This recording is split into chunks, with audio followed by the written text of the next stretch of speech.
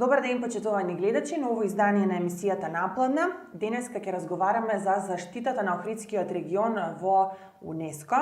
За 2 месеци ќе треба Охрид и Охридскиот регион да добие нова оценка за она што се сработило, односно што сработила локалната власт во соработка со централната власт, да го зачува природното и културното наследство. Каков ќе биде тој извештај? Дали ќе добиеме позитивна оценка или сепак повторно УНЕСКО, народски кажано, ќе не искара? За овие теми денеска разговараме со нашиот гостин Никола Киселинов од Туристичката асоциација Билјана, која што впрочем е и членка на УНЕСКО организацијата. Ајде да започнеме од тоа што значи да се биде членка на УНЕСКО и како функционирате. Така, благодарам за поканата и благодарам за дискусијата на една ваква осетлива тема, осетлива за нашиот град и за околината, воопшто и за нашата држава. Значи, јас се бавам професионално со УНЕСКО и со заштитата на културното наследство, па може би едно 25 години, професионално. Сега, паралелно сум председател на Туристичката асоциација на град Охрид Билјана, која што веќе од јануари месец оваа година постана членка на УНЕСКО. И искрено да ви кажам, чест и привилегија е да се биде членка на УНЕСКО, ама од друга страна е и обврска. Затоа што е тоа светска организација која што бара конкретни активности во работењето. Они не признаваат импровизација, они бараат професионалност. Јас би искористил оваа прилика малку да поразговараме и за УНЕСКО, да не почнеме одма со негативности околу извештајот и сите тие работи.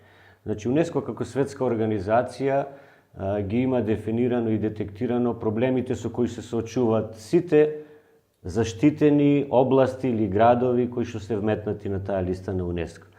Сега, УНЕСКО како организација, мисијата и визијата на УНЕСКО е да промовира одржлив развој. Одржлив развој во сите аспекти на живењето. Значи, дали ќе биде тоа туризмот, економијата, заштитата на природата, биодиверзитетот, екологијата, одржливиот аспект име основна цел и мисија на УНЕСКО. Во таа насока и сите активности, програми и проекти на УНЕСКО се насочуваат во заштитување на природното и културното наследство, али сепак да се имплементира тоа природно и културно наследство во секојдневното живење на народот и во економијата на една држава. Така да во оваа прилика јас би ги поканал и нашите граѓани, младата популација и децата да ги вклучиме во овие проекти и програми кои што УНЕСКО ги реализира, све со цел овие категории на луѓе да си го најдат своето место. Дали е тоа животната средина, природното наследство, културното наследство, туризмот. Значи има многу аспекти кои што УНЕСКО ги реализира во своите програми, така да ние сакаме да покрениме една кампања како УНЕСКО да го доближиме до обичниот човек, до детето кое што расте и кое што се едуцира од најмала возраст па до повисока категорија. Ќе спомнам дека нас како организација ни требаат правници кои што ќе обработуваат материјата, заштита на природно и на културно наследство. Ние тука оскудеваме во таа бранша. Да, јавноста ја знае суштината и значењето на оваа организација? Јавноста преку интернетот ја следи работата на УНЕСКО, али ние на локално ниво сакаме да му го доближиме работењето на УНЕСКО и да видиме како сите овие категории на луѓе можеме да ги вклучиме во тие проекти и програми на УНЕСКО. Така да многу е битна едукацијата на младата популација, многу е битна едукацијата на студентите, бизнис секторот кој што работи во разни сегменти на работење, институциите исто кои што функционираат на локално или на државно ниво, исто и за нив е многу битно да бидат инволвирани во овие процеси на УНЕСКО. И сега што очекувате од УНЕСКО следниот период? Конкретно за Охрид. Конкретно за Охрид. Ќе ги заостри ли критериумите уште повеќе или? Искрено да ви кажам, следејќи ги, например, извештајот на Европскава комисија која што е во Република Македонија, последниот извештај каже што потенцира дека од аспектот на заштитата на природното и културното наследство не е ништо превземено.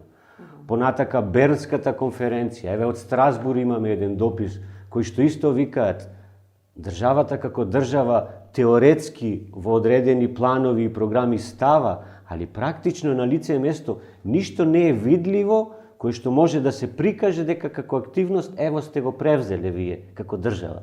И од тие причини мислам дека одговорот ќе биде негативен.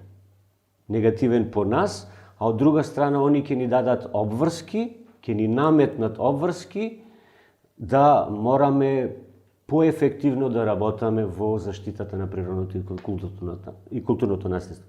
Видите, значи нашава држава кога е подпишала таа конвенција, кога град Охрид и околината на град Охрид 79-та како природно наследство, а 80-та година како културно наследство влегла во таа листа на заштитени подрачја, значи тогашната држава Југославија подпишала конвенција, која што конвенција според меѓународните судови значи облигација, значи имате обврска да го штитите тоа што го заштитил УНЕСКО. Сега ние постанавме независна држава Република Македонија, али повторно ние сме подписници на таа конвенција. Значи ние имаме обврска према тие меѓународни судови, према таа светска организација практично да го штитиме тоа културно наследство, а не да поднесуваме некои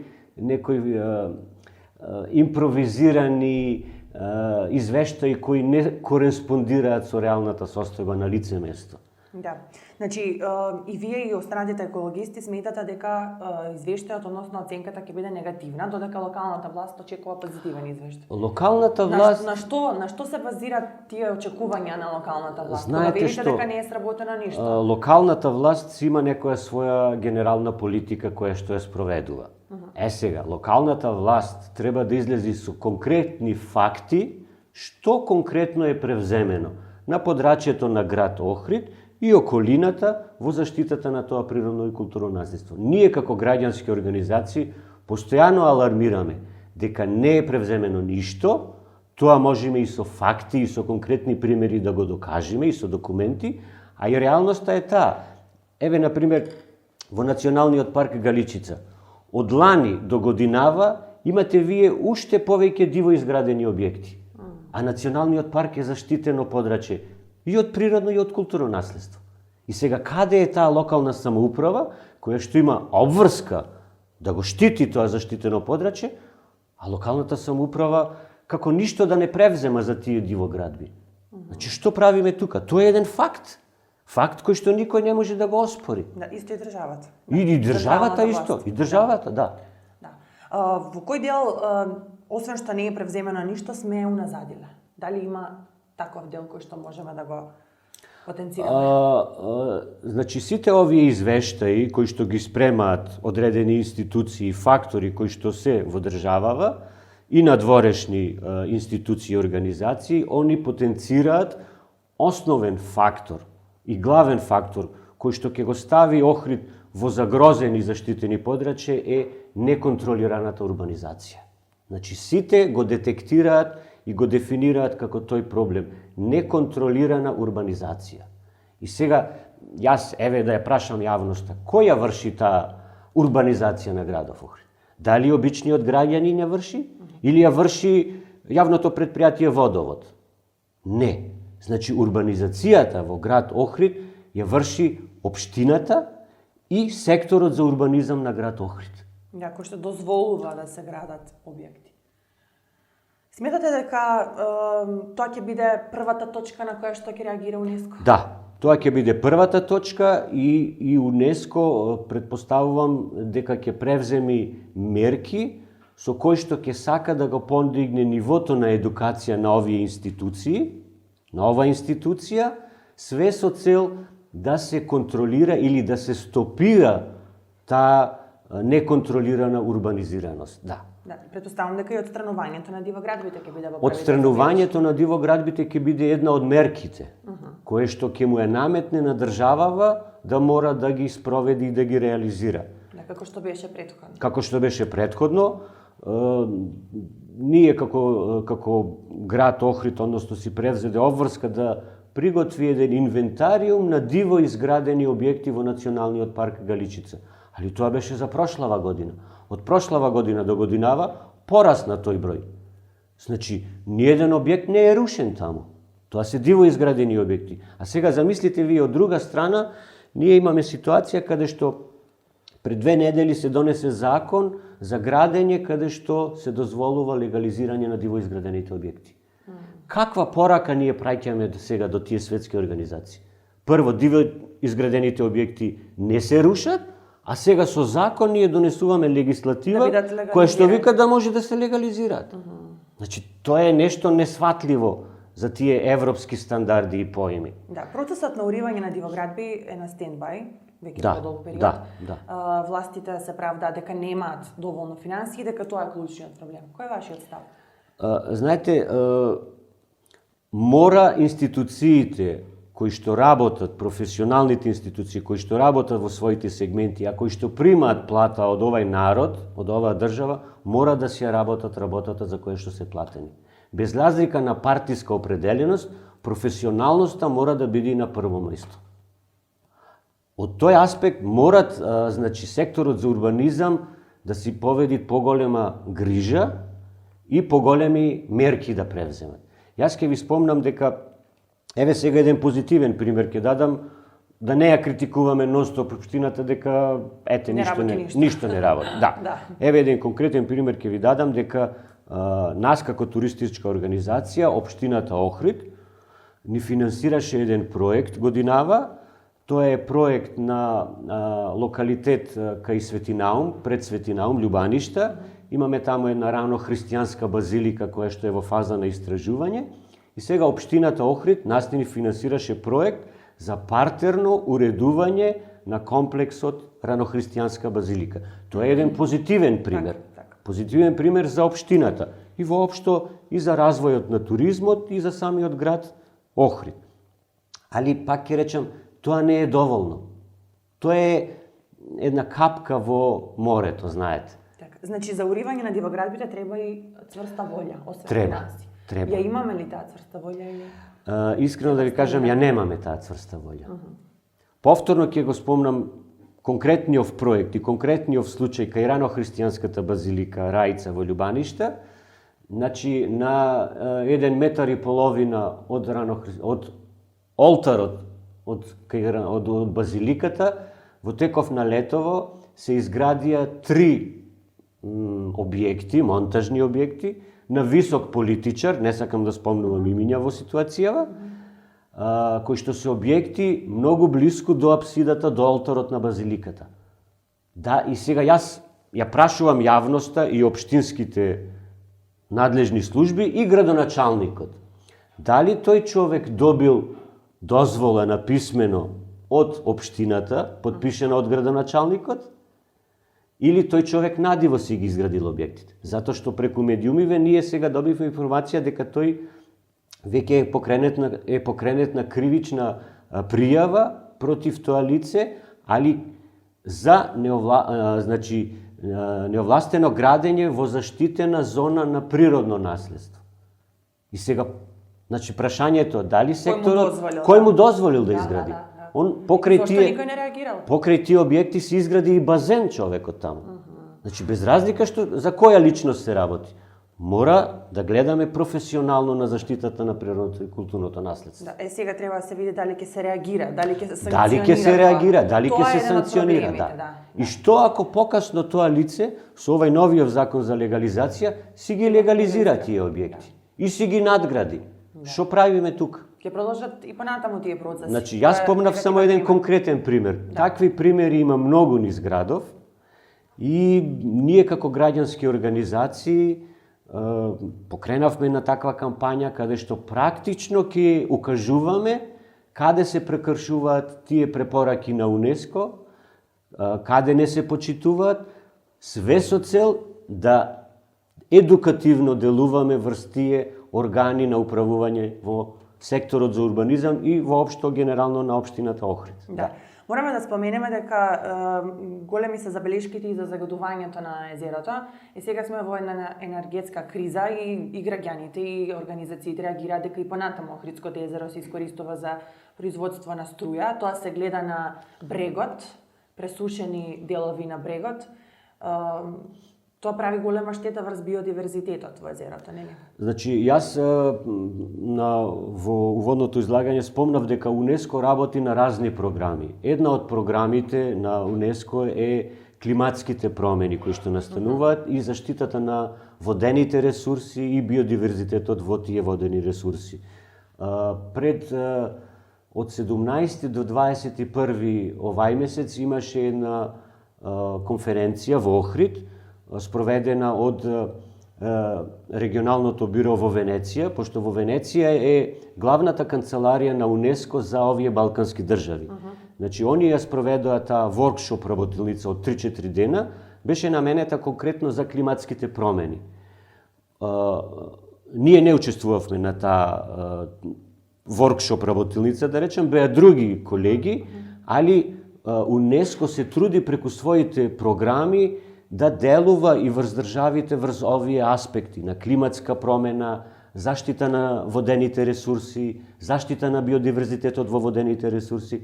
Така да повторно ќе спомнам, ние сега сакаме сите тие програми на УНЕСКО да им ги доближиме поблиску до граѓаните на град Охрид. Да, ќе има ли забелешки за ова? Известен Ќе ли има, се за да, тоа ќе има, дека езерото да, се ќе има. Ќе има, да го спомнам и податоков дека во моментов се реализира еден проект кој ше финансиран од УНЕСКО. Тоа прошлава година на апликацијата конкуриравме ние како организација и конкурираше Националниот парк Галичица со проект до УНЕСКО. Нашиот проект го одобрија проектов на Националниот парк Галичица, каде што ќе се врши конкретно за водените аспекти на изворите Светинаум е наменет тој проект, финансиран од страна на УНЕСКО. За тој проект подетално можете да се обратите во Националниот парк Галичица, што значи дека УНЕСКО финансира и ќе финансира одредени проекти од аспектот на заштита на водата, климатските промени, природното, биодиверзитетот и разни други аспекти. Да. За овие процеси кај нас, освен УНЕСКО, реагира и судот во Страсбург. Носите некои одлуки и документи, може да ги Да, јас овдека ја имам од 5 мај 2022 од Страсбург. Значи, ова е Бернската конвенција, е конвенција која го заштитува природните становишта, биодиверзитетот во природните становишта и организацијата Фронт 2742 од Скопје пред неколку години поднесе тужба до државава, значи за загрозување на природното и културното наследство на Охридскиот регион. И сега они во последниот извештај од Страсбург викаат дека владата како држава ништо не превзела од аспектот на заштитата на тоа природно наследство. И оваа одлука повторно оди до Страсбург, а оди истовремено и до Брисел, до сите тие органи на Европската Унија. Така што сите овие негативни извештаи негативно ќе одат и во аспектот на европриближување на нашата држава. Значи, сите тие институции се поврзани индиректно едни измеѓу други, така да многу е непријатно кога вие имате негативни извештаи кои што се праќаат до тие светски организации, европски организации, да. И сега од друга страна своја видување изработила и власта, така? Од друга страна. И централната. Точно. Што станува збор? Што ќе кажат тие во отчетот на некој начин пред УНЕСКО? Значи, во февруари месец треба нашава држава да поднесе еден извештај до УНЕСКО што е конкретно направено. Сега, нашата влада и нашата држава заангажирало едно работно тело од професионални стручни лица да го изработат овој стратегиски план за рехабилитација на природното и културното наследство на Охридскиот регион. И они веројатно ќе го поднесат овој стратегиски план. Повторно ќе спомнам дека нетранспарентно се изработуваат овие стратегиски студии или планови или акциони планови, како сакате наречете ги. Зошто викам нетранспарентно? Значи, јавна расправа, јавна дискусија, ова е нацрт верзија сега. Се уште трае до крајов на месецов јавната расправа. Дали е во ред сето ова што е напишано тука или не кореспондира со реалната состојба на терен. Вчера имаше јавна расправа на Zoom за оваа нацрт стратегија. Значи, изготвувачот на оваа јавна расправа требаше во општина Охрид да одржи во физичко присуство на физички лица и граѓански организации на јавна расправа. А не преку Zoom они одржуваат јавна расправа. Па, дали онај обичниот човек од Велестово или од Рача знае да вклучи Zoom, да се вклучи во оваа јавна расправа? А тој е засегнат со тие дивоградби во Што национални. напишале внатре? Може ли кратко да кажем? Значи, они повторно го детектираат проблемот на неконтролирана урбанизација. Ево го, на почетокот викат, Центарот за светско наследство ја оцени состојбата со светското природно и културно наследство на Охридскиот регион како ранлива поради неколку клучни фактори. Прв, неконтролираната урбанизација и инфраструктурно планирање на Охридскиот регион. Значи, они го детектираат проблемот на неконтролирана урбанизација. Самите го кажуваат. Да. Значи, А и што сега сработиле превземат... позитивно, ево да кажем. Молам? Што пишува во ова дека они сработиле позитивно? Они сега предвидуваат некои мерки кои што ќе ги превземаат за Акцијски план. акцијски план со одредени конкретни мерки кои што ќе значат подобрување на Охрид и Охридскиот регион да не дојди во листава на загрозени Значи, подрачја. повторно бараат шанса. Повторно се бара. Значи, овие мерки требаше да бидат превземени пред неколку години за ние сега до УНЕСКО Резултатите да ги да ги презентираме. покажеме резултатите да ги. А ние повторно некој акцијски план. И овој акцијски план никогаш нема да се реализира. Една од мерките сега ќе ви кажам дека во строго заштитено подрачје на градов Охрид, стариот дел на градов, они предвидуваат да се тргнат клима уредите од фасадите, да се тргнат системите за затоплување на топла вода од фасадите, затоа што визуализацијата на стариот град ја нарушува. И сега вие на некој приватен човек кој што се инсталирал таму клима уреди и соларни системи, со решение ќе треба да дојдете и да му речете ајде да ги трништи. Па како? Па кој ќе ја спроведи таа мерка? А секоја куќа во стариот дел во Варош, во градов има инсталирано и клима уреди, и соларни системи. А дали е тоа најгорливиот проблем? Не е тоа најгорливиот, ани они го детектираат како мерка. Они не се фокусираат на неконтролираната, на главниот проблем, него бараат рачка некој поситен проблем да решат. Ама не е тоа решение. Дали тоа делумно уривање на дивоградбите пред година-две малце ќе ја облажи состојбата кај УНЕСКО, представниците, да дадат уште една нова шанса? Мислам дека да. Да.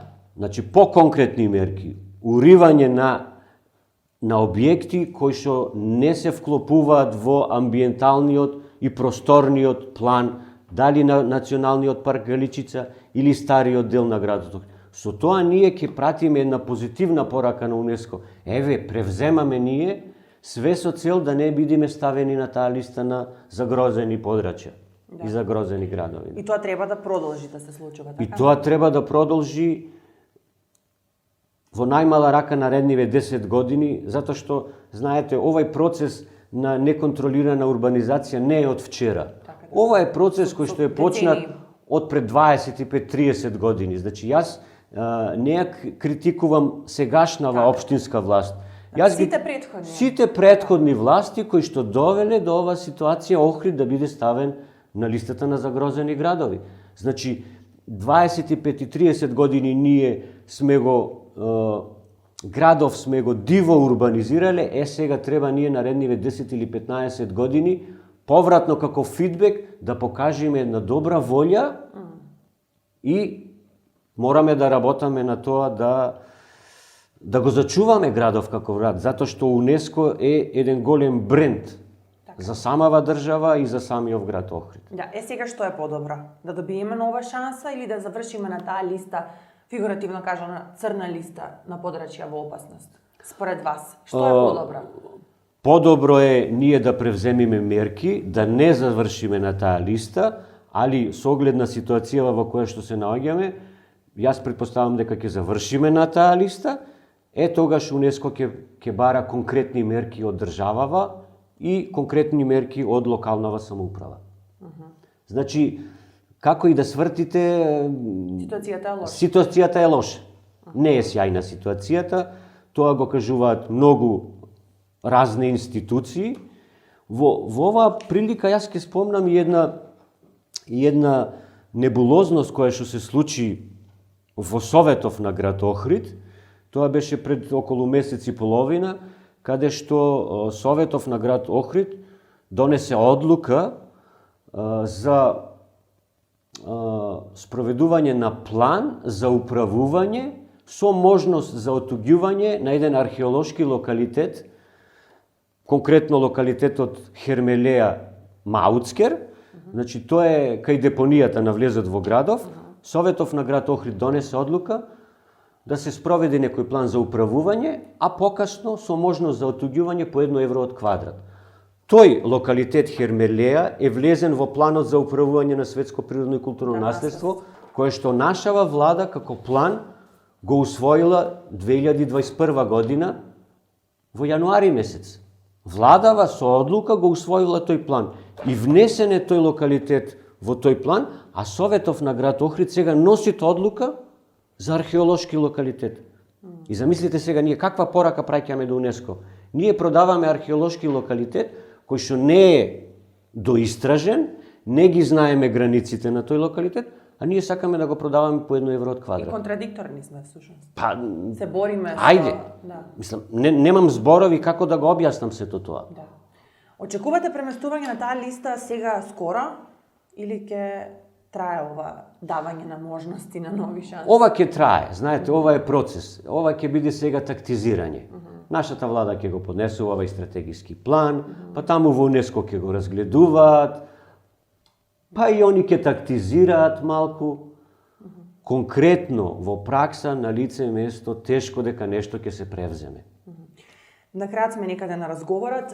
Сакам само да ве прашам и дали може да ни се случи бришење од закрилата на УНЕСКО? Не, за бришење не може да се случи затоа што Охрид како природно и како културно наследство е детектиран уште 79-80 година и Охрид е значаен како светско природно и културно наследство. Охрид нема да биде избришен, али многу е важен Охрид и многу е важно Охридсково езеро како еден резервоар на питка вода за овие европски, балкански простори. И од тие причини Охрид нема никогаш да биде избришен. Само што УНЕСКО све повеќе ќе се фокусира врз мерки кои што треба да бидат превземени на државно и на локално ниво, све со цел да се подобри ситуацијава во која што се наоѓаме сега. И испраќа негативни извештаи. Ако не промениме нешто, ако промениме нешто, значи, они ќе бараат конкретно и практично да се делува на терен, на лице место. И со конкретни мерки и со факти да се докажува дека нешто е превземено и се превзема. Не само празно слово. Не само на хартија да биде сето ставено. Ви благодарам многу на сите овие информации и на вашето гостување. Повторно се гледаме во следна прилика. Благодарам и на вас за поканата и што ни давате можност да го актуализираме овој проблем. Секојаш актуелен УНЕСКО. Така. Да. Ви благодарам и вам, драги гледачи, што и денеска бевте со нашата емисија Наплана. Се дружиме повторно следниот понеделник. Пријатно.